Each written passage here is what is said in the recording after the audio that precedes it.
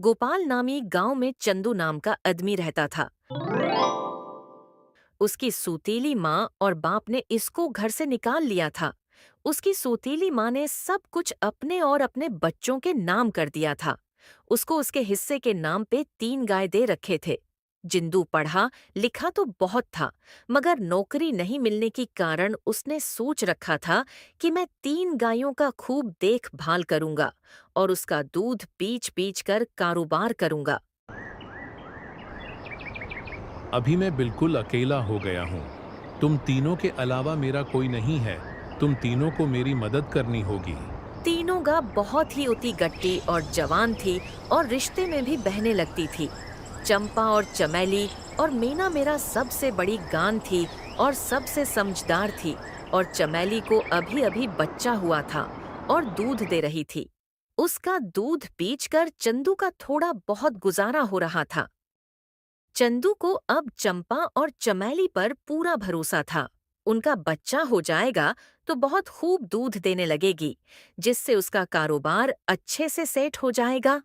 जमीली been हमारे मालिक को हम तीनों से कितनी उम्मीदें ही। हाँ चंपा, सुना मैंने मालिक ने हम तीनों से कितने उम्मीदें लगाए रखी हैं।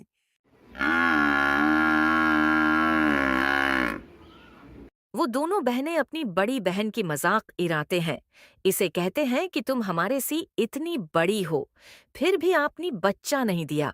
उसकी बड़ी बहन बहुत नाराज होती है और रोने लगती है और फिर कहती है कि बच्चा देना न देना मेरे हाथ में नहीं है, तुम दोनों मेरे मजाक उड़ा रहे हो। फिर एक दिन चंदू का पड़ोसी उसे कहता है। अरे चंदू, अब के 2 गाय तो ठीक है और 1 गाय को क्या है? इससे अब को कोई फायदा नहीं है। उसको अब बीचते क्यों नहीं हो? उरे नहीं नहीं भाई साहब, बीचना क्यों है? उसको अभी बच्चा नहीं दे रहा है। क्या पता कल को बच्चा दे दे। कोई भरोसा नहीं, कोई भी काम जज्बाती में नहीं करना चाहिए।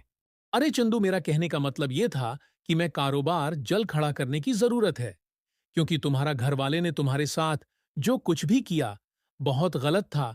अभी तुम्हें जो भी करना है अकेले ही करना है। आखिर शादी भी तो करनी है, तो मैं उसके लिए बहुत खूब पैसा कमाना पड़ेगा। तुम्हारी सारी गायें दूध देगी तभी तो कारोबार अच्छा चलेगा ना। हाँ भाई, बात तो अब सही कह रहे हो। तो अब मुझे क्या करना चाहिए? मेरी मानो तो तुम अपनी गायों को करास करवा के देखो, शायद उससे बच्चा हो जाए। ये अपने सही कहा है।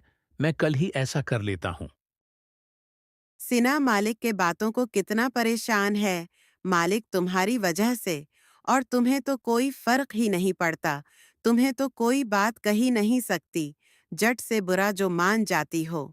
मीना ये सब सुनकर बहुत दिखी होती है और करती भी क्या कुछ उसके हाथ में नहीं था।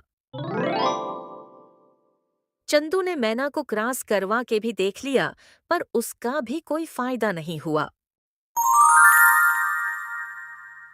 चंदू, जो मैंने आपको मशूरा दिया था, अपने आजमाया?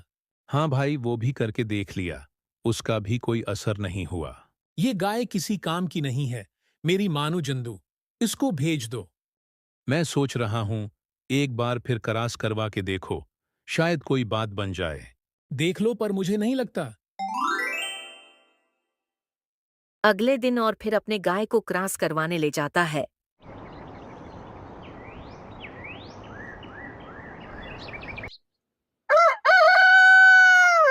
और फिर कुछ समय गुजरने के बाद उसका बच्चा हो जाता है और वो बहुत खुश होता है।